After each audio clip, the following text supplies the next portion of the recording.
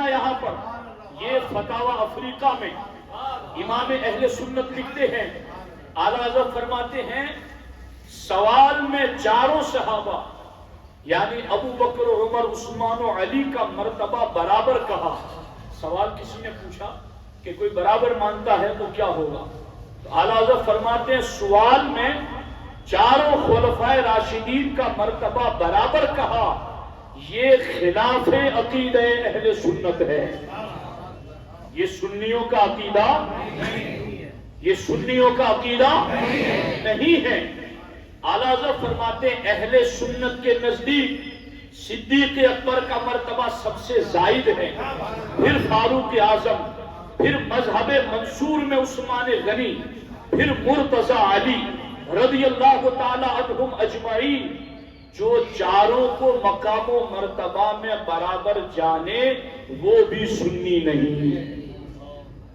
یہ اعلیٰ حضرت نے فتح رضویہ شریف میں لکھا ہے۔ تو دوستان محترم، یہ دوسری بات کا جواب ہوا۔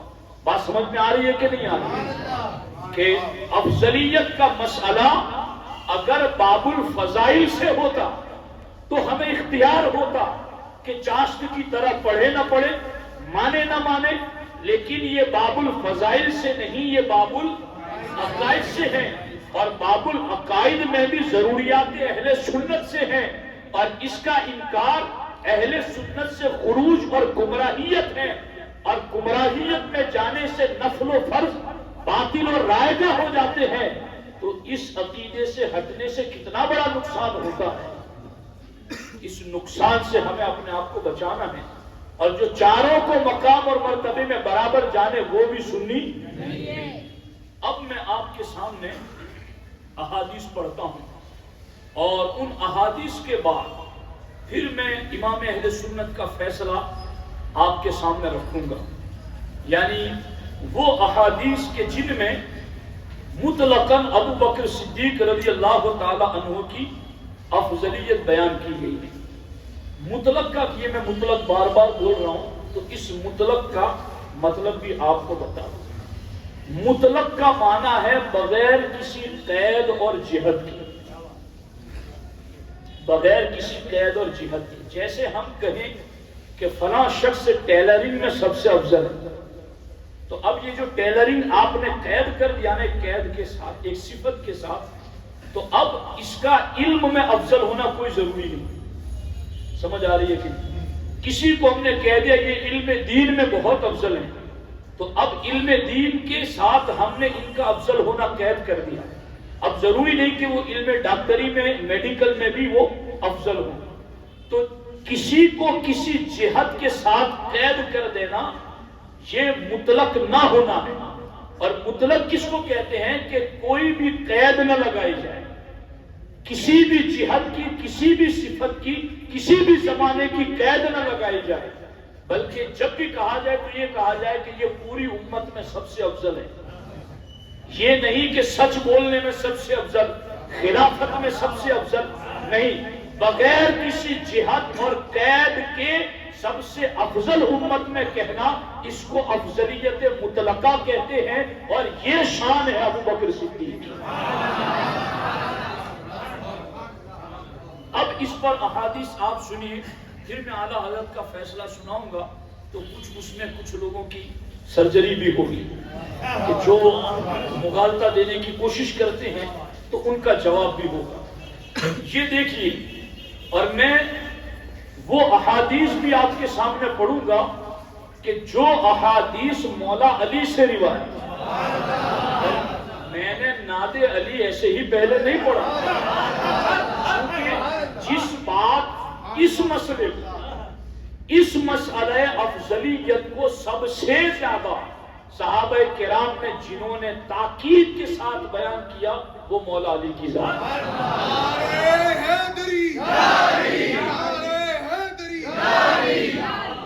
اور اس کو بھی میں آپ کے سامنے اب اعلیٰ حضرت کا حوالہ پڑھ کے سنائی دیتا ہوں۔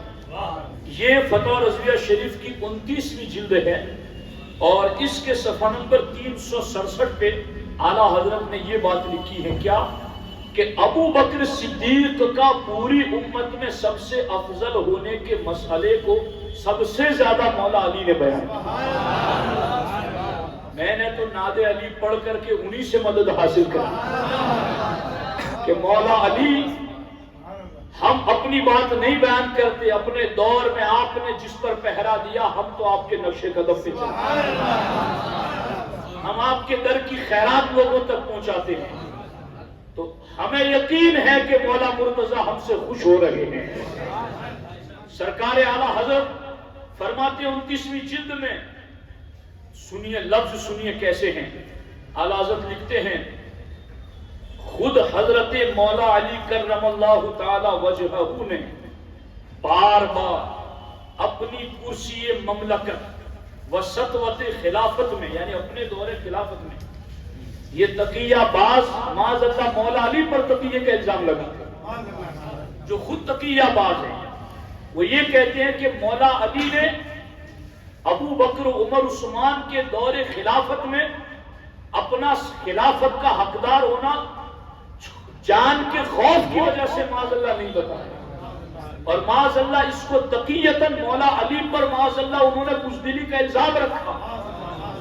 ہم تو علی کو شیر خدا مانتے ہیں، ہم تو علی کو اسد اللہ الغالب مانتے ہیں، ہم تو مولا علی کو حیدر کرار مانتے ہیں، ہم تو مولا علی کو بدر کا ہیرو مانتے ہیں، ہم تو مولا علی کے بارے میں کہتے ہیں لا فتح الا علی لا سیف الا ذو الفقار، ہم تو مولا علی کو وہ مانتے ہیں۔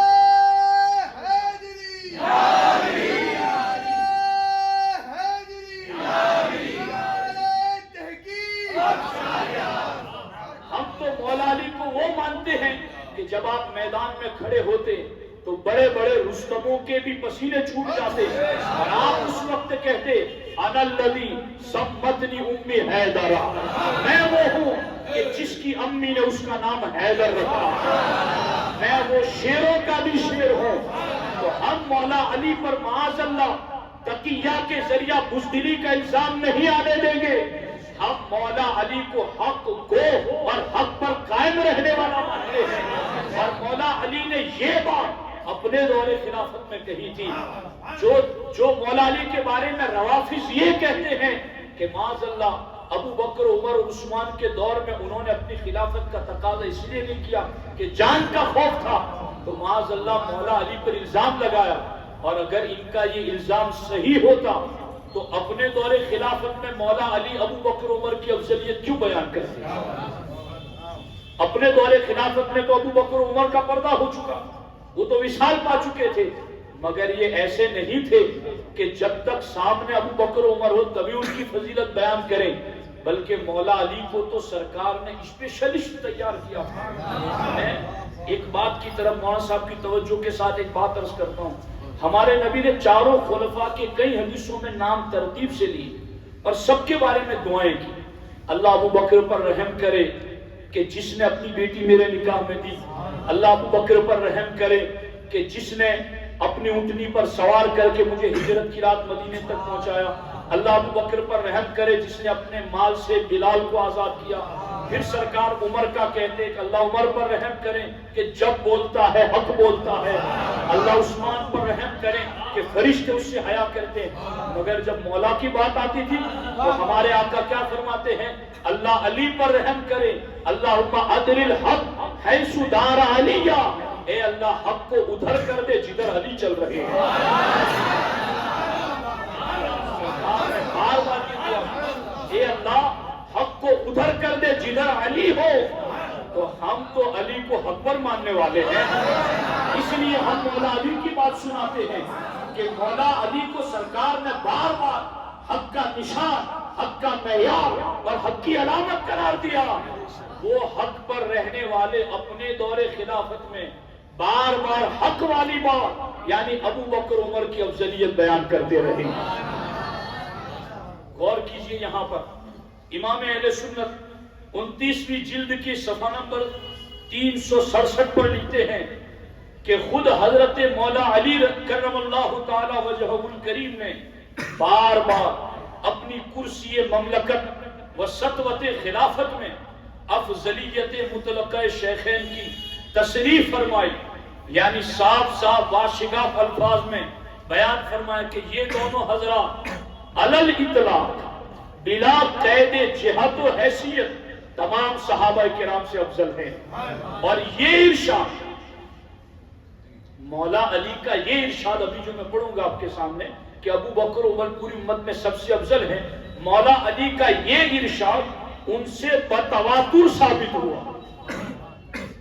ایسا نہیں کہ کسی کتاب میں آ گیا اب حوالہ ڈھونڈو تم، ہمیں کیا پتا کہاں لکھا ہے، کیا لکھا ہے، کس نے لکھا ہے۔ نہیں، مولا علی نے جو یہ کہا اپنے دور خلافت میں کہ ابو بکر عمر پوری امت میں سب سے افضل ہیں، یہ ان سے تواتر کے ساتھ ثابت ہے۔ تواتر اس کو کہتے ہیں کہ اتنے لوگ اس بات کی گواہی دیں کہ عادتاً ان کا جھوٹ پر متفق ہونا محال ہو۔ بھائی اس مسجد میں میرے آپ کے جیسے گناہگار لوگ بھی اگر امام کے پیچھے کھڑے ہوں اور امام سورہ فاتحہ میں غلطی کریں تو ہم نماز چلنے دیں گے؟ نہیں، بولیے، دل سے بولیے۔ بہت چپ چاپ بیٹھے ہیں آپ، چلنے دیں گے؟ آپ چلنے دیں گے؟ آپ اگر سورہ فاتحہ میں کوئی ایک آیت کو چھوڑ دیتا ہے تو ہم میں سے کوئی چلنے دے گا اس بات کو؟ نہیں چلنے دے گا۔ ابو بکر و عمر کی افضلیت پر مولا علی نے اتنا پہرا دیا کہ بعد والوں نے مولا علی کے اس پہرے کو تواتر کے ساتھ نقل کیا، یعنی اتنے لوگوں نے مولا علی کی اس بات کو بیان کیا کہ ان کا جھوٹ پر اتفاق عادتاً محال ہے۔ ہم میں سے کئی لوگوں نے امریکہ نہیں دیکھا، مگر کیا کوئی انکار کرتا ہے کہ زمین پر وہ ملک موجود نہیں ہے؟ سب مانتے ہیں، کیونکہ اتنے لوگ کہتے ہیں تو اگرچہ ہم نے نہیں دیکھا مگر اتنا، اس کو تواتر کہتے ہیں کہ اتنے لوگ کہتے ہیں کہ ان کی کہے ہوئے کو جھوٹ تھوڑی مانے، یار اتنے لوگ کہہ رہے ہیں تو کیسے جھوٹ مانے۔ مولا علی نے اپنے دور خلافت میں ابو بکر و عمر کے پوری امت میں سب سے افضل ہونے کو اتنی بار بیان کیا کہ تواتر کے ساتھ لوگوں نے آج تک اس کو پہنچایا۔ یہ ہے تواتر۔ اب آگے لکھتے ہیں، اور یہ ارشاد مولا علی سے بتواتر ثابت ہوا۔ کیسے بتواتر میں کتنی تعداد لوگوں نے نقل کی ہے؟ اس روایت کو اعلیٰ حضرت لکھتے ہیں 80 سے زیادہ صحابہ و تابعین نے اسے روایت کیا۔ 80 سے زیادہ صحابہ اور تابعین نے اس کو روایت کیا۔ اور اگلے جملے سننا، اور فی الواقع یعنی حقیقت میں اس مسئلہ افضلیت شیخین کریمین کو جیسا حق معاب مرتضوی نے صاف صاف واشگا بکرات و مرات جلوات و خلوات مشاہد عامہ و مساجد جامعہ میں ارشاد فرمایا، دوسروں سے واقع نہیں ہوا۔ اب اس کا ترجمہ بھی میں کر دوں۔ اعلیٰ حضرت فرماتے ہیں کہ حقیقت میں اس مسئلہ افضلیت کو مولا علی نے صاف صاف لفظوں میں کھول کھول کر کے، کرات و مرات کا معنی ہے بار بار، ہر موقع پر، جلوات و خلوات کا معنی ہے عمومی محفلوں میں، خصوصی نشستوں میں، مشاہد عامہ کا معنی ہے عام لوگوں کے مجموع میں، مساجد جامعہ کا معنی ہے جامع مسجدوں میں۔ یعنی مولا علی مسجد میں جاتے تو بھی افضلیت صدیق کو بیان کرتے، مریدوں کی انجمن میں بیٹھتے تو بھی افضلیت صدیق اکبر کو بیان کرتے، خاص لوگوں کی محفل، عام لوگوں کی محفل، مسجد ہو یا باہر ہو، جتنا زیادہ مولا علی نے اس مسئلے کو بیان کیا ہے، اعلیٰ حضرت فرماتے اتنا اس مسئلے کو کسی اور نے نہیں بیان کیا۔ اب غور فرمائیں آپ، مولا علی کے اگر ہم غلام ہیں تو پھر ہم بار بار نہ صحیح تو کبھی کبھی تو اس مسئلے پر ڈسکس کریں۔ سال گزرتے گزرتے کوئی زنگ آنے لگے تو اس کو تو دور کریں، یہ ضروری ہے، اس سے مولا مرتضی خوش ہوتے ہیں۔ اب میں آپ کے سامنے وہ حدیثیں پڑھ رہا ہوں جن میں علل اطلاق افضلیت بتائی گئی۔ ہمارے آقا علیہ السلام نے ارشاد فرمایا، کنز الاموال میں یہ حدیث پاک موجود ہیں، اللہ کے رسول علیہ السلام نے کیا فرمایا؟ ابو بکر و عمر خیر اہل السماء و خیر اہل الارض و خیر الاولین والآخرین الا النبیین والمرسلین. اور دوسری جگہ کنز الامال ہی میں خیر اہل السماوات و خیر اہل الارضین. کیا ترجمہ اس کا؟ کہ ابو بکر و عمر انبیاء اور رسول کے علاوہ ساتوں آسمان والوں میں اور ساتوں زمین والوں میں، تمام اگلوں میں، تمام پچھڑوں میں سب سے افضل ہے. یہ سیدھی حضور کی حدیث ہے. اس میں کوئی قید آپ کو نظر آئی؟ جی اسی کو کہتے ہیں افضلیت مطلقہ، کہ کوئی جہت اور قید اس میں نہیں ہے. دوسری حدیث الریاض النظرہ فی مناقب العشرہ میں اللہ کے رسول علیہ السلام نے فرمایا خیر اصحابی ابو بکر، میرے صحابہ میں سب سے افضل ابو بکر صدیق ہے. تیسری حدیث حضرت جابر سے روایت ہے، فرماتے کننا عند باب النبی صلی اللہ علیہ وسلم نفر من المہاجرین والانصار. فرماتے ہیں حضرت انس، حضرت جابر کہ مہاجرین و انصار صحابہ کی ایک جماعت سرکار کے دروازے اقدس کے پاس بیٹھ کر کے نتذاکر الانصار، انصار صحابہ کا تذکرہ کر رہے تھے. یعنی مہاجر صحابہ بھی تھے، انصار بھی تھے، اور سرکار کے کاشانہ اقدس پر دروازے کے پاس بیٹھ کر انصار صحابہ کا ذکر کر رہے تھے. تو اللہ کے رسول علیہ السلام فارتفعت اصواتنا، حضرت جابر کہتے ہیں ہماری آواز بلند ہو گئی. تو سرکار دو عالم صلی اللہ علیہ وسلم تشریف لائے اور ہم سے کہا فیما انتم، تم کس بارے میں بحث کر رہے ہو، تم کس بارے میں گفتگو کر رہے ہو؟ قلنا، تو ہم نے کہا نتذاکر الفضائل، ہم تو آپس میں ایک دوسرے کی فضیلت پر بحث کر رہے ہیں کہ کون افضل ہے کون افضل نہیں ہے. جب سرکار کی دہلیز پر پہنچ کر انصار و مہاجرین اس افضلیت پر تذکرہ کر رہے تھے، آوازیں بلند ہوئی، سرکار تشریف لائے، پوچھا تو انہوں نے بتایا. پھر ہمارے نبی نے ارشاد فرمایا فلا تقدموا علی ابی بکر احدا. اب تم انصار مہاجرین ایک دوسرے کو افضل کہتے تھے، اب میرا حکم سنو، فلا تقدموا علی ابی بکر احدا، میرا حکم ہے ابو بکر سے کسی کو افضل قرار نہ دینا. فَإِنَّهُ أَفْضَلُكُمْ فِي الدُّنْيَا وَالْآخِرَةِ، اس لیے کہ وہ دنیا میں بھی تم میں افضل ہے، آخرت میں بھی تم میں افضل ہے. یہ ہے مطلق، بغیر کسی قید اور جہت کے اللہ کے رسول علیہ السلام نے اس کو ارشاد فرمایا. اور مولا علی سے روایت اب سنو. مولا علی سے روایت جامع ترمذی میں، سنن ابن ماجہ میں، حضرت مولا پاک رضی اللہ تعالیٰ عنہ نے کہا کہ اللہ کے رسول صلی اللہ علیہ وسلم نے فرمایا ابو بکر و عمر سیدا کہول اہل الجنت من الاولین والآخرین الا النبیین والمرسلین. اور دوسری جگہ حدیث پاک میں سیدہ کہول اہل الجنت و شبابہا، اس کے لفظ بھی موجود ہیں. کیا ترجمہ اس کا؟ حضرت مولا علی اس روایت پر نقل کرتے ہیں کہ اللہ کے رسول علیہ السلام نے فرمایا کہ ابو بکر و عمر اولین و آخرین جنتی بوڑھوں اور جوانوں کے سردار ہیں، نبیوں رسولوں کو چھوڑ کر.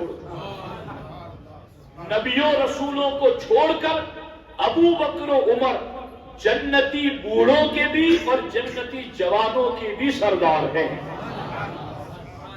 اس سے کوئی یہ نہ سمجھے کہ حسنین کریمین نوجوان جنت کے سردار ہیں تو اس کا انکار ہو گیا. ہرگز نہیں، ان کی اپنی سرداری بھی باقی ہے جنت میں، مگر چونکہ اللہ تعالیٰ نے اور اللہ کے رسول علیہ السلام نے شیخین کریمین کو پوری امت میں سب سے افضل بنایا ہے، تو پھر ان کے لیے ایک درجہ اوپر یوں بھی رکھا کہ تم ابو بکر و عمر صرف جنت میں جوانوں ہی کے سردار نہیں جنت میں جو دنیا سے ادھیڑ عمر میں گئے تم ان کے بھی سردار ہو۔ اب یہ بھی یہاں ایک مسئلہ ہے کہ کیا جنت میں بوڑھے ہوں گے لوگ؟ جنتی بوڑھوں کے سردار ہیں آپ، تو وہ ایک لطیفہ ہے اور وہ حدیث پاک بھی ہے کہ ہمارے آقا علیہ الصلوۃ والسلام نے ارشاد فرمایا کہ کوئی بوڑھا جنت میں نہیں جائے گا۔ تو ایک عورت رونے لگی، اس کو پوچھا گیا کہ آپ کیوں رو رہی ہیں؟ کہا آپ کا پیغام سنا کہ کوئی بوڑھا جنت میں نہیں جائے گا، میں تو بڑھاپے میں ہوں، تو مجھے کیسے جنت ملے گی؟ اللہ کے رسول علیہ السلام نے فرمایا کہ میں نے سچ کہا، کیونکہ کوئی بوڑھا بڑھاپے کی حالت میں جنت میں نہیں جائے گا، بلکہ اللہ جنت میں بھیجے گا تو ہر ایک کو جوان بنا کر بھیجے گا۔ جرد مرد من اہل الجنہ، اس کا ترجمہ یہ کہ پھر بعد میں کریں گے۔ جرد مرد من اہل الجنہ، بہت خوبصورت ہوگی، 30 سے 40 سال کی عمر کے جنت میں لگیں گے۔ جنت کا نام آتا ہے تو بہت خوشی ہوتی ہے۔ اللہ تعالی ہم سب کو جنت الفردوس عطا فرمائے۔ سرکار نے یہ بھی فرمایا جب بھی اللہ سے مانگو تو جنت الفردوس مانگو۔ الحمدللہ۔ اب یہ دو جگہ تو ہم لوگ اکٹھے ہیں، یہ بھی حدیث پاک میں ہے نا۔ اللہ کے رسول علیہ السلام نے فرمایا الارواح جنود مجندہ، روحیں لشکروں کے مانند، جس طرح پرندوں کا جھنڈ ساتھ میں چلتا ہے، سرکار فرماتے جن کی روحیں عالم ارواح میں ایک دوسرے کو پہچانتی تھی، دنیا میں جب جسم میں آئی تو وہ جسم بھی پھر ایک دوسرے کو پہچاننے لگے۔ تو ہم اگر آپ کو پہچان رہے، آپ ہمیں پہچانتے، اس سے پتا چلا کہ ہماری روحیں بھی عالم ارواح میں ایک دوسرے کو پہچانتی ہیں۔ اور جب دو جگہ پہچان رہی ہے تو انشاءاللہ اگلے جہان میں بھی پہچانیں گے۔ تو دوستان محترم، اللہ کے رسول علیہ السلام نے یہ بھی فرمایا کہ یہ جنتی جوانوں اور دنیا سے ادھیڑ عمر کی حالت میں جو گئے ہوں گے، ابو بکر و عمر ان کے سردار ہیں۔ اور یہ تو حضرت مولا علی رضی اللہ تعالیٰ عنہ کے ذریعہ روایت میں نے آپ کے سامنے پڑھی۔ اب ایک اور روایت بخاری شریف کی، حضرت محمد بن حنفیہ، یہ مولا علی کے صاحبزادے ہیں، انہوں نے حضرت مولا علی سے پوچھا ای الناس خیر بعد النبی صلی اللہ علیہ وسلم۔ اب کوئی یہاں یہ بات کہہ سکتا ہے کہ یہاں تو خیر کا لفظ ہے تو آپ اس کو خیر کا ترجمہ افضل کیوں کر رہے ہیں؟ تو میں کہتا ہوں وہی ترجمہ تو کنتم خیر امت اخرجت میں کرتے ہو، نہیں سمجھ میں؟ کنتم خیر امت اخرجت میں ترجمہ کیا کرتے ہو کہ تم ساری امتوں میں سب سے افضل ہو، تو وہاں بھی تو خیر ہی کا لفظ ہے۔ تو حضرت مولا علی کے صاحبزادے نے بھی یہی پوچھنا چاہا، افضل والا معنی ای الناس خیر بعد النبی صلی اللہ علیہ وسلم، کہ بابا جان یہ بتائیں کہ نبی کے بعد سب سے افضل کون ہے؟ تو حضرت مولا علی نے فرمایا قال ابو بکر۔ قلت ثم من، محمد بن حنفیہ کہتے ہیں میں نے کہا پھر کون ہے؟ تو حضرت مولا علی نے کہا عمر، ان کے بعد پھر عمر ہے۔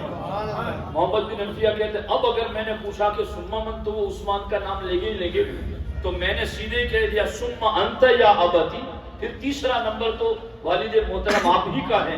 تو مولا علی نے عاجزی کا اظہار کرتے ہوئے کہا ما انا الا رجل من المسلمین، میں تو مسلمانوں میں سے مسلمان۔ تو دوستان محترم، یہاں بھی مولا علی کے صاحبزادے خود پوچھ رہے ہیں اور مولا علی خود جواب دے رہے ہیں۔ تو یہ خود مولا علی رضی اللہ تعالی عنہ کی اپنی گواہی ہے۔ اور اب میں آپ کے سامنے معجم طبرانی کی حدیث پڑھ رہا ہوں۔ 10 حدیثیں میں نے سنانی ہیں آپ کو، اس کے بعد اعلیٰ حضرت کا فیصلہ سناؤں گا ان حدیثوں کے حوالے سے۔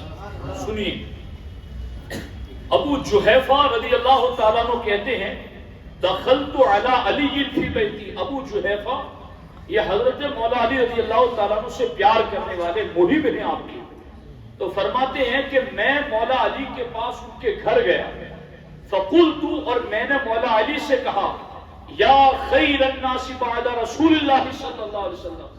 ادھر مولا علی کے بیٹے نے کیا پوچھا تھا ای الناس خیر بعد النبی صلی اللہ علیہ وسلم، کہ حضور کے بعد سب سے افضل کون ہے؟ تو مولا علی کا جواب آپ نے سنا۔ اب یہاں انہوں نے پوچھا نہیں، بلکہ ڈائریکٹ کہہ دیا یا خیر الناس بعد رسول اللہ، مولا علی کو کہ اے رسول اللہ صلی اللہ علیہ وسلم کے بعد سب سے افضل ذات. تو مولا علی نے کیا کہا؟ مہلت مہلت مہلت، ٹھہر جاؤ ٹھہر جاؤ ٹھہر جاؤ، جلدی مت کرو، کیوں ایسی بات کر رہے ہو؟ مولا علی نے کہا ویحک یا ابا جحیفہ، ابو جحیفہ تم پر افسوس ہے، تم میرے اتنے قریب ہو اور یہ مسئلہ نہیں جانتے. مولا علی نے کہا الا اخبرک بخیر الناس بعد رسول اللہ، تم رسول اللہ کے بعد مجھے سب سے افضل کہتے ہو، کیا میں تمہیں نہ بتاؤں کہ رسول اللہ کے بعد سب سے افضل کون ہے؟ تو حضرت ابو جحیفہ نے کہا ہاں مجھے بتاؤ. تو حضرت مولا علی نے کہا ابو بکر و عمر. اللہ کے رسول علیہ السلام کے بعد ابو بکر و عمر سب سے افضل ہیں. اور پھر سرکار نے کیا فرمایا؟ سنو دل سے اور سناؤ لوگوں کو. حضرت مولا علی نے فرمایا لا یجتمع حبی و بغض ابی بکر و عمر فی قلب مومن. اے ابو جحیفہ لوگوں کو بتا دو میری محبت اور ابو بکر و عمر کا بغض کسی مومن کے دل میں جمع نہیں ہو سکتا، کسی مومن کے دل میں جمع نہیں ہو سکتے. یقیناً مولا علی سے پیار کرنا ایمان کی علامت ہے، ان سے بغض رکھنا نفاق ہے، وہ منافق ہے، وہ جہنمی ہے جو مولا علی سے بغض رکھتا ہے. مگر مولا علی کی بھی تو سنو، مولا علی یہ فرماتے ہیں مومن ہوگا تو میری محبت کے ساتھ ابو بکر کا بغض جمع نہیں ہوگا، مومن ہوگا تو اس کے دل میں میری محبت کے ساتھ عمر کا بغض جمع نہیں ہوگا. اور چھان مارو پوری دنیا کے اندر مولا علی سے پیار کرنے والوں میں مولا علی کی بتائی ہوئی علامت کہ ایک دل میں حب صدیق بھی ہو، حب عمر بھی ہو، حب علی بھی ہو. مولا علی کہتے ہیں یہ تو مومن ہی کے دل میں جمع ہوگا. یہ ڈھونڈنے جاؤ گے تو یہ مومن کا دل آپ کو صرف سنی کا سینہ نظر آئے.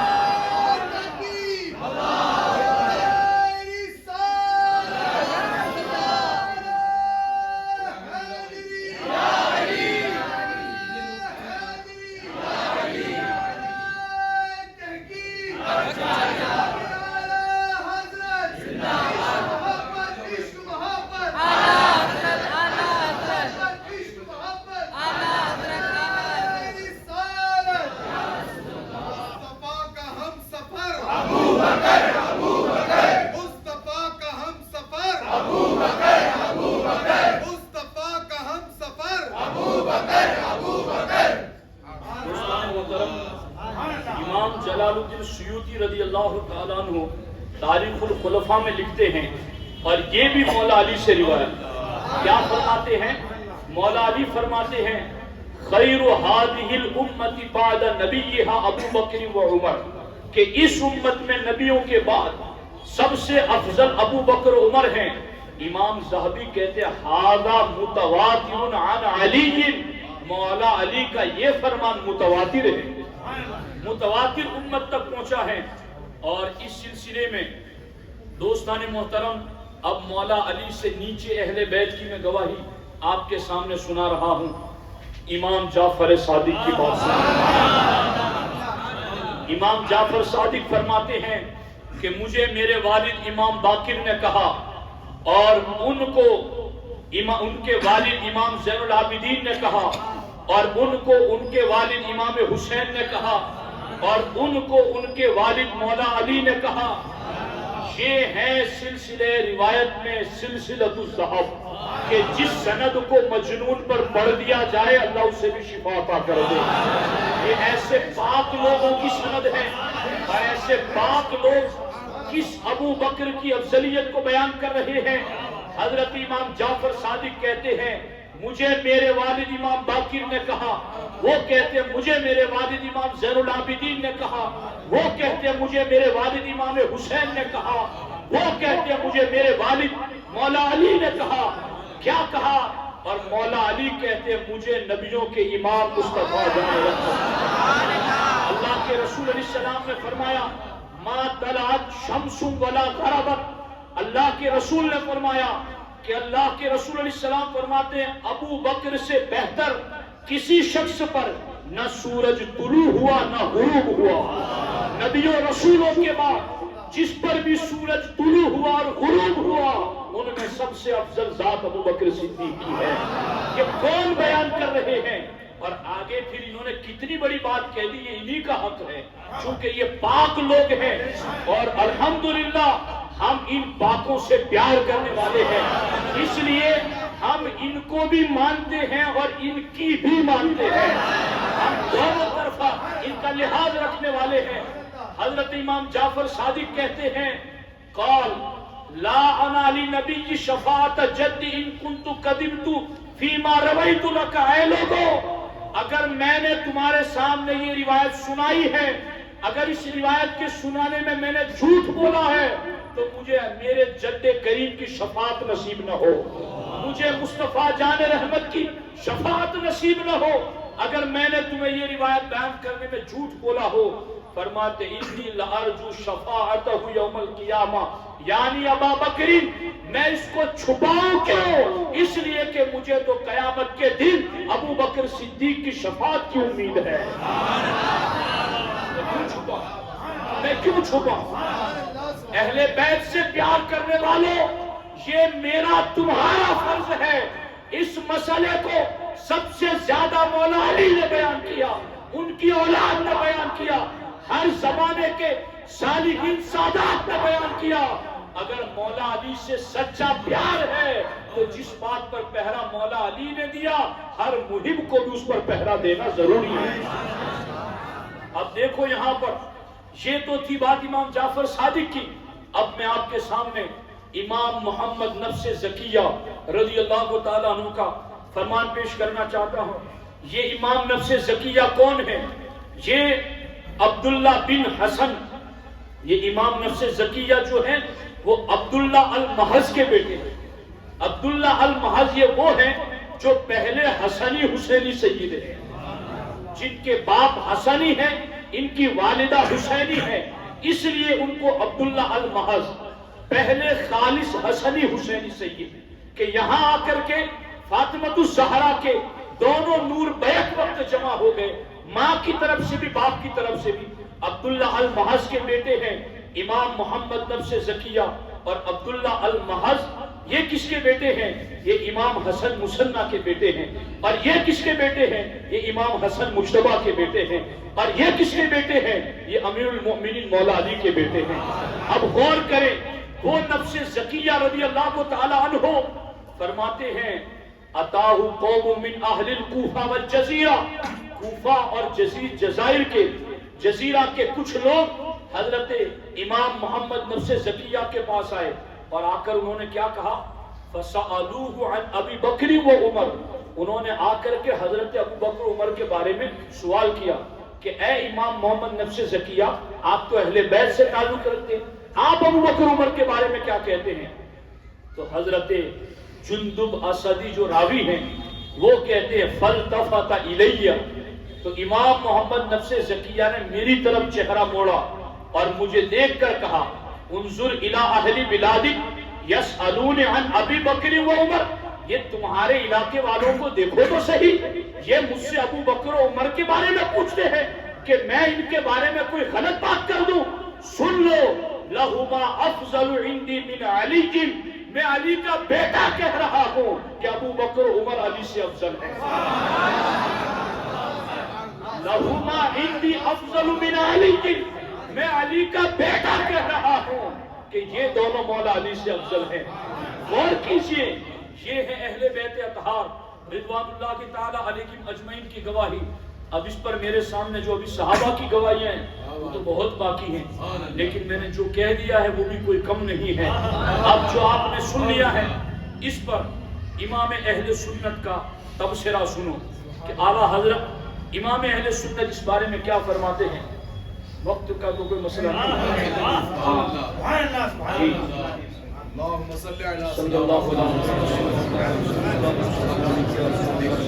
دیکھیے یہ فتح اور ازبیہ شریف کی 29ویں جلد، یہ جتنی بھی حدیثیں میں نے سنائی آپ کو، کوئی قید نظر آئی، کوئی جہت نظر آئی، کسی صفت کے ساتھ مقید کیا کہ نہیں صحابہ کے زمانے میں افضل بعد والوں میں نہیں، صداقت میں افضل دوسری صفتوں میں نہیں. کسی جہاد اور قید کا آپ نے ذکر سنا؟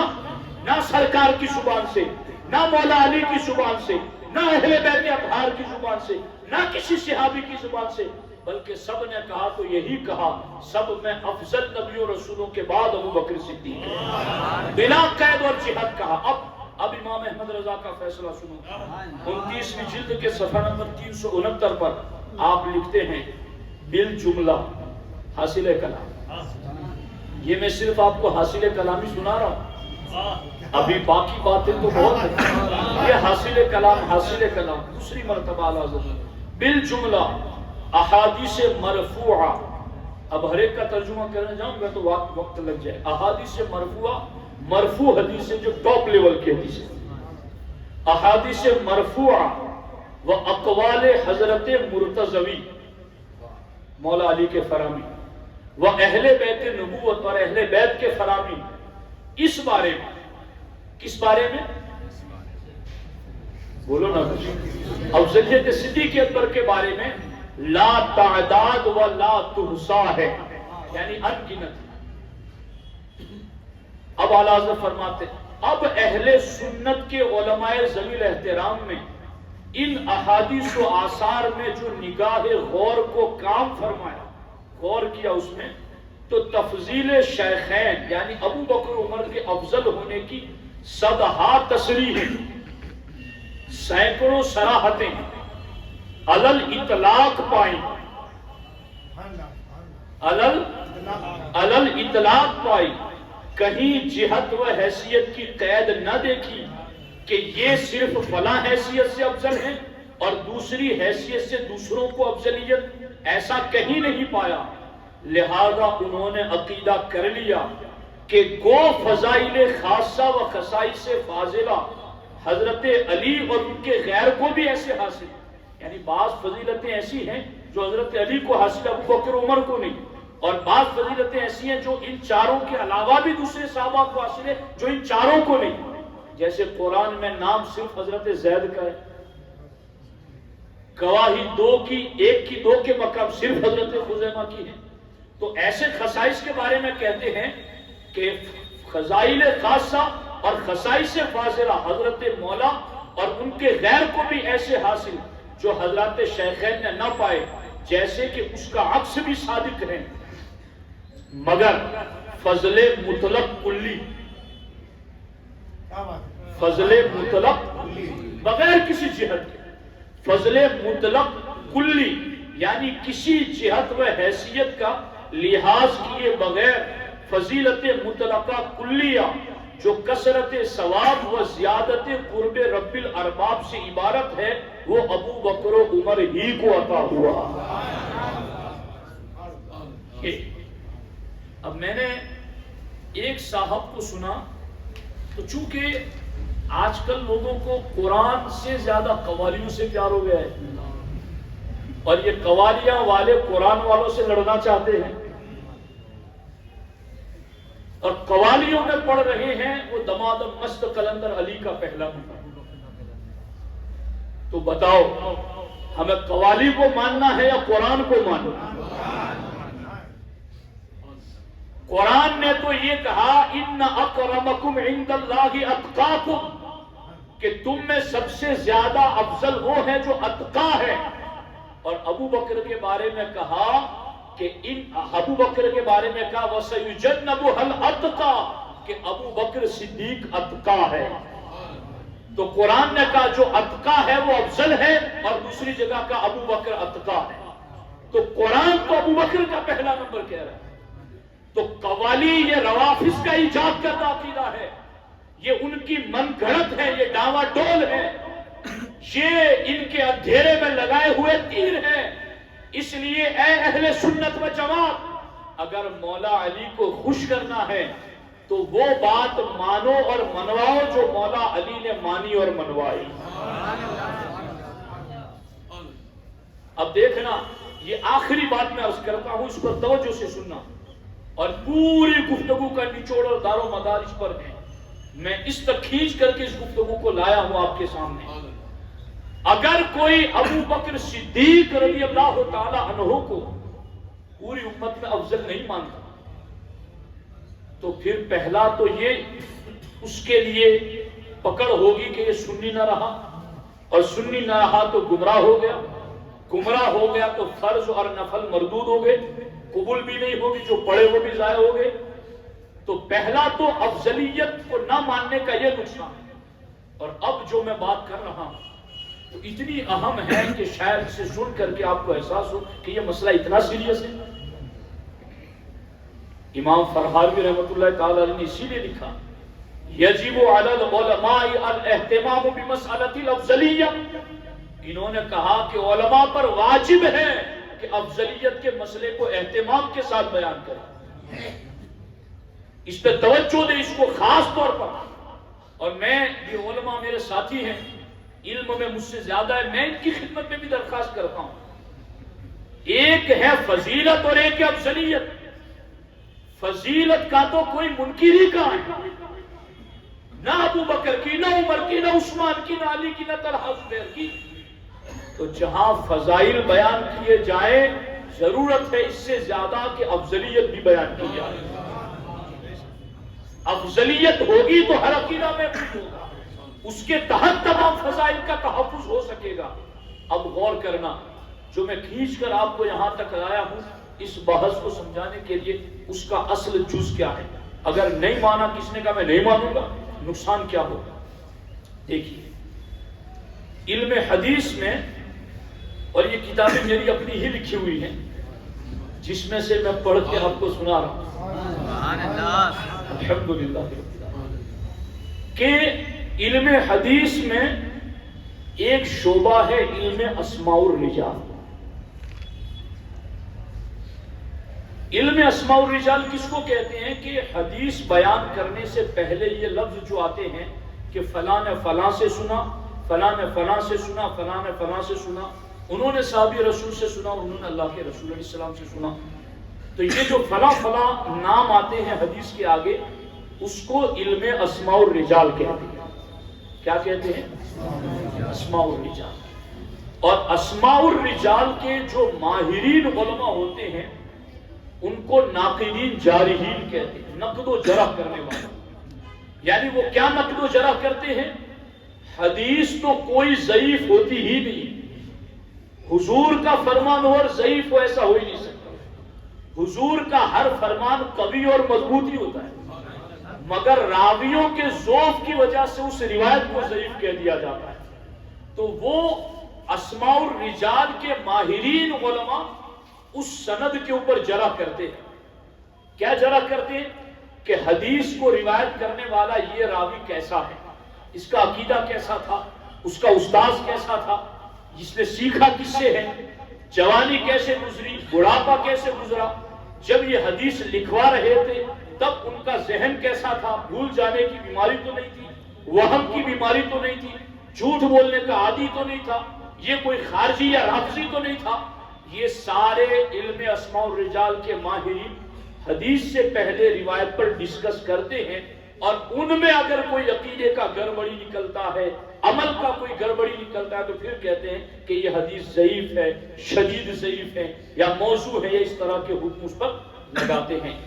مگر علم اسماء الرجال کے ماہرین جب نقد و جرح کرتے کرتے کرتے کرتے جب پہنچتے ہیں اور جہاں یہ دیکھ لیتے ہیں کہ انہ صحابی یا انہ قد صحیب النبی صلی اللہ علیہ وسلم، کہ یہ تو ایسا تھا، یہ ایسا تھا، یہ ایسا تھا، مگر جہاں یہ دیکھ لیا کہ یہ حضور کے صحابی ہیں، تو اب ناقدین جارحین علماء اپنا قلم اٹھا کر سائڈ پر رکھ دیتے ہیں، اور وہ کہتے ہیں اس نے حضور کی سنگت اختیار کی ہے، ہم میں کہاں مجال کہ اس کی کمی کجی تلاش کریں۔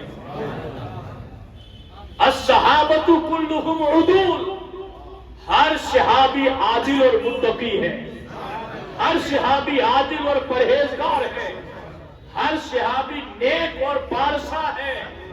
اس لیے ناقدین اور جارحین سب پر نقد و جرح کرتے ہیں، مگر جہاں یہ لفظ آ جاتا انہو صحابی کہ یہ تو صحابی ہے، اب اس پر ڈسکس نہیں ہوگی۔ کیوں؟ ہر ایک کو ثابت کرنا پڑتا ہے کہ یہ عادل ہے، ثقہ ہے، متقی ہے، مگر صحابی کو ثابت کرنے کی ضرورت نہیں، اس کا صحابی ہونا ہی ثابت کرتا ہے کہ یہ عادل بھی ہے، یہ جنتی بھی ہے۔ اب دیکھو یہاں پر، اسی لیے بخاری شریف کی حدیث پڑھ رہا ہوں، دھیان سے سننا، اور یہ بھی اہل بیت کے گھر کی بات ہے۔ حبر الامہ ترجمان القرآن حضرت عبداللہ ابن عباس کے ایک غلام میں حضرت امیر معاویہ رضی اللہ تعالی عنہ کے حوالے سے حضرت عبداللہ ابن عباس سے پوچھا کہ اوتر معاویہ بعد العشاء برکعت، کہ حضرت معاویہ رضی اللہ تعالی عنہ تو عشاء کے بعد ایک رکعت وتر پڑھتے ہیں۔ جی سمجھ آ رہی ہے کہ نہیں آ رہی؟ عبداللہ ابن عباس حضور کے چچا کے بیٹے ہیں، اور حضور نے ان کو سینے سے لگا کر علم دیا ہے، اہل بیت ہے کہ نہیں؟ اور پوچھا بھی جا رہا ہے امیر معاویہ کے بارے میں۔ میں قربان جاؤں، آج کئی لوگ یہ سمجھتے ہیں کہ ہم معاویہ کو نہیں مانیں گے، کیوں کہ ہم اہل بیت سے تعلق رکھتے ہیں تو ان کو کیوں مانیں؟ میں کہتا ہوں اہل بیت ہیں، بڑے شرف کی بات ہے، اللہ نے آپ کو چن لیا ہے، اللہ نے آپ کا انتخاب کیا ہے حضور کی نسل کے لیے، تو اب وہ طریقہ اپنائے جو عبداللہ ابن عباس نے اپنایا۔ عبداللہ ابن عباس سے پوچھا ان کے غلام نے، او ترى معاویہ بعد العشاء برکعت، کہ اے عبداللہ ابن عباس آپ تو وتر 3 رکعت پڑھتے ہیں، اور حضرت امیر معاویہ رضی اللہ تعالیٰ عنہ تو وتر میں 1 رکعت پڑھتے ہیں عشاء کے بعد، آپ کیا کہتے ہیں اس بارے میں؟ حضرت عبداللہ ابن عباس نے کیا کہا؟ دھیان سے میرا ہر سنی بھائی اس بات کو دل پر نوٹ کر لیں۔ عبداللہ ابن عباس نے کہا دعہو فإنہ قد صحب النبی صلی اللہ علیہ وسلم، ان کی بات چھوڑ دے، یہ صحابی رسول ہے۔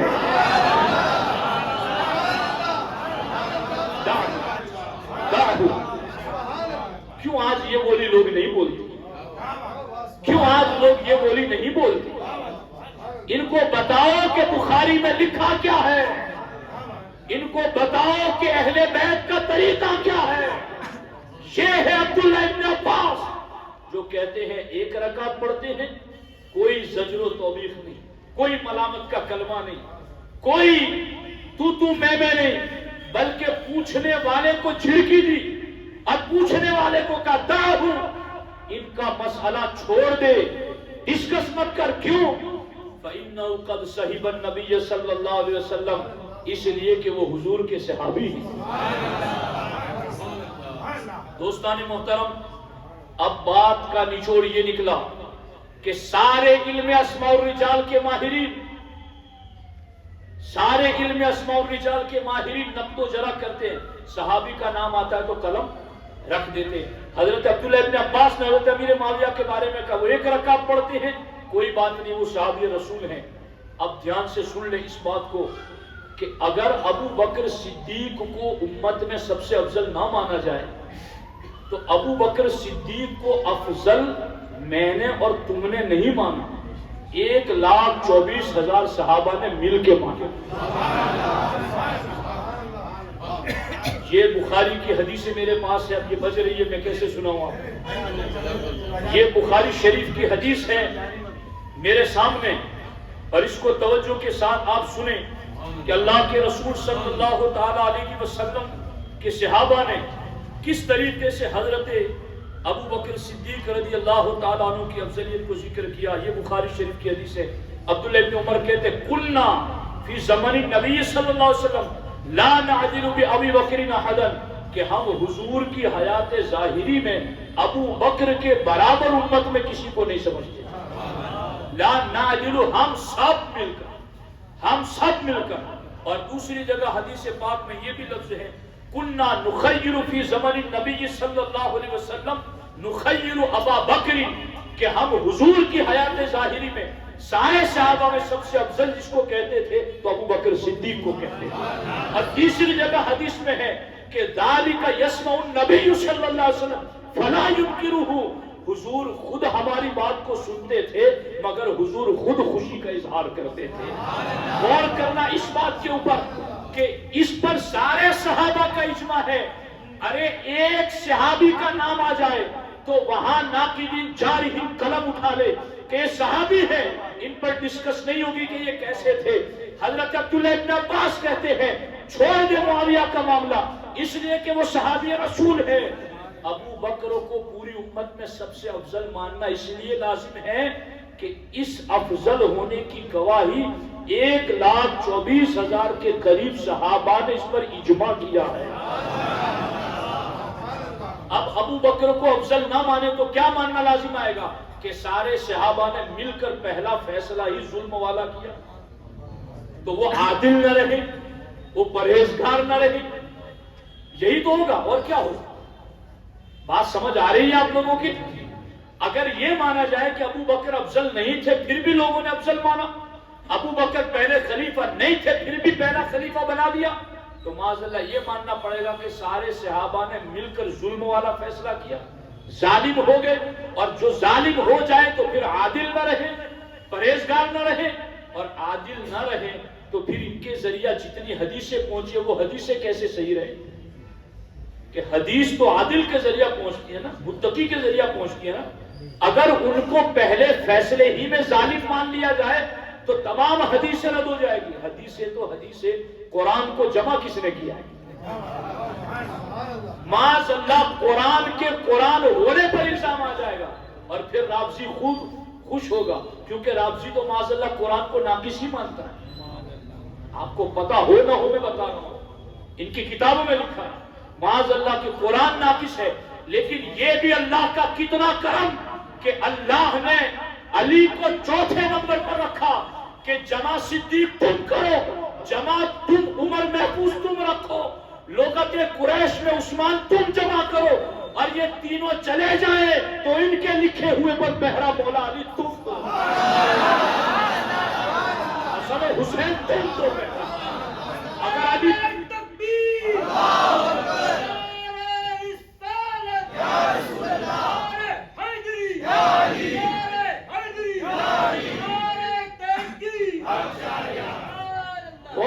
غور کیجیے آپ اس چیز پر کہ یہ بھی اللہ کے رازوں میں سے ایک راز ہے کہ رافضی آج یہ کہہ رہا ہے کہ قرآن ناقص ہے۔ اس سے پوچھو اگر ناقص تھا تو علی کا دور تو چوتھی خلافت کا تھا، انہوں نے اس کے نقش کو پور کیوں نہ کر دیا؟ سرکار تو خود کہہ گئے تھے علی مع القرآن والقرآن مع علی لا یفترقان حتی یرد علی الحوض۔ سرکار فرماتے علی قرآن کے ساتھ ہے، قرآن علی کے ساتھ ہے، یہ دونوں ساتھ ساتھ رہیں گے یہاں تک کہ حوض کوثر پر بھی اکٹھے آئیں گے۔ تو افضلیت صدیق کا انکار کیا جائے تو سارے صحابہ کی عدالت خطرے میں، ان کی عدالت خطرے میں، ساری احادیث رد ہو جائے، قرآن کے اوپر اعتراض ہو جائے۔ قرآن کو بچانا ہے تو افضلیت کے مسئلے کو بچاؤ، احادیث کو بچانا ہے تو مسئلہ افضلیت کو بچاؤ، مولا علی کے تقدس کو بچانا ہے تو افضلیت صدیق اکبر کو بچاؤ۔ نعرہ تکبیر، نعرہ رسالت، مصطفیٰ کا ہم سفر، سب ہاتھ اٹھا کر کے مصطفیٰ کا ہم سفر، مصطفیٰ کا ہم سفر، مصطفیٰ کا ہم سفر، نعرہ تکبیر، نعرہ رسالت، علماء اہل سنت، مسلک اعلیٰ حضرت، عشق و محبت، عشق و محبت، عشق و محبت، عشق و محبت، حضرت علامہ ظہیر صاحب قبلہ کی غلامی، دوستان محترم، اس پر تو میں پہلے اس چیز پر گفتگو کر ہی چکا ہوں کہ اعلیٰ حضرت جیسے عظیم محدث فرماتے ہیں کہ اس عقیدہ افضلیت کے خلاف تو کوئی صحیح حدیث ہے ہی نہیں، عقیدہ افضلیت کے خلاف تو کوئی صحیح حدیث ہے ہی نہیں، تو اس پر میں ذکر نہیں کر رہا ہوں، میں اب بات دوسری بتا رہا ہوں۔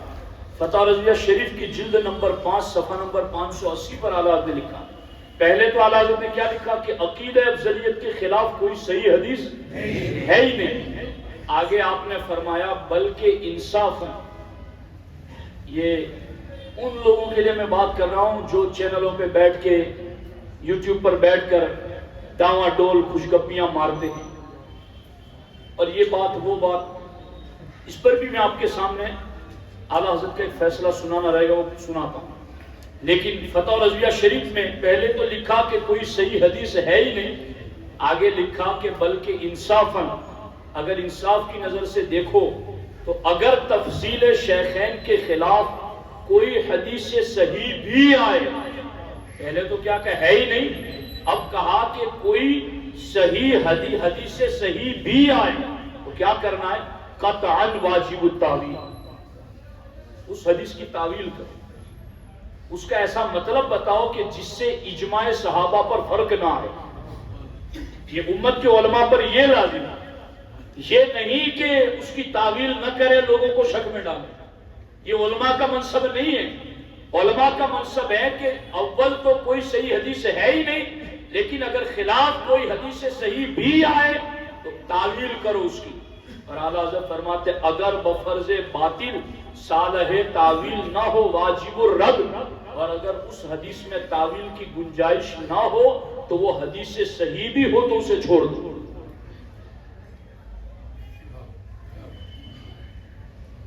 یہ بات فرماتے کیوں؟ فرماتے اس لیے کہ تفضیل شیخین متواتر و اجماعی ہے. اس لیے کہ ابو بکر عمر کا امت میں افضل ہونا یہ کیا ہے؟ متواتر اور اجماعی ہے. اب یہ ایک بات بس ذکر کر کے میں گفتگو کو ختم کر دوں، اور یہ بات بہت خاص ہے، اس کے لیے اس کا ذکر کرنا میں ضروری سمجھتا ہوں کہ یہ ابھی جو لوگ افضلیت کا انکار کرنے کی طرف نئے نئے لپک رہے ہیں، یہ قرآن مجید کی آیت لاتے ہیں وہ مباہلے والی، انفسنا و انفسکم، اور اس کے ذریعہ وہ دلیل دیتے ہیں. اور دوسری حدیث لاتے من کنت مولاہ فعلی مولاہ، اور تیسری بات لاتے اعلیٰ حضرت جس کے بارے میں کہتے ہیں کہ وہ شدید الذوف قوی الجرح ہے، لحم کا لحمی و دم کا دمی، کہ علی تیرا خون میرا خون ہے، تیرا گوشت میرا گوشت ہے. تو یہ لا کر کے وہ، اور اس کے علاوہ دوسری باتیں لا کر کہتے ہیں کہ دیکھو حضرت علی افضل ہیں.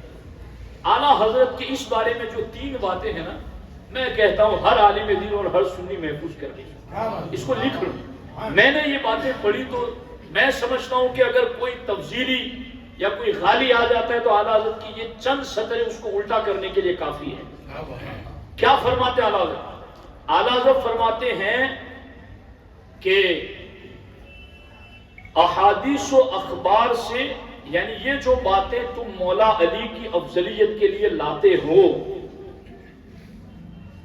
ان احادیث و اخبار سے انہیں آگاہی نہ تھی، یعنی مولا علی کو خبر نہ تھی. ایک بات سمجھ میں آ رہی؟ جو افضلیت ثابت کرنے کے لیے آج تم مولا علی کی افضلیت ثابت کرنے کے لیے قرآن سے حدیث سے باتیں لاتے ہو، تو اعلیٰ حضرت نے پہلے کہا کہ ان احادیث و اخبار سے مولا علی کو آگاہی نہ تھی، یعنی ہوش و حواس، علم و شعور، فہم و فراست میں وہ یگانہ روزگار تھے، اور یگانہ روزگار ہوتے ہوئے ان اسرار درون خانہ سے بیگانہ رہے، بے خبر رہے، یا انہیں آگاہی تھی. پہلے تو یا تو یہ مانو کہ انہیں آگاہی نہیں تھی، تمہیں آگاہی ملی، تو یہ تم شان مان رہے ہو. اور اگر یہ مانو کہ انہیں آگاہی تو تھی مگر وہ ان واضح الدلالت الفاظ کا معاذ اللہ مطلب نہ سمجھے، تو کیا تم آج ان کی افضلیت کے لیے دلیل لا کر کے یہ نہیں بتا رہے ہو کہ معاذ اللہ مولا علی کو جو مطلب سمجھ میں نہ آیا وہ ہم سمجھ رہے ہیں؟ سمجھ آئی کہ نہیں آئی؟ اور آگے فرماتے ہیں اور اگر مطلب نہ سمجھ میں آیا تو کیا معاذ اللہ غیرت و شرم کے باعث کسی سے پوچھ نہ سکے؟ یہ ماننا پڑے گا تمہیں.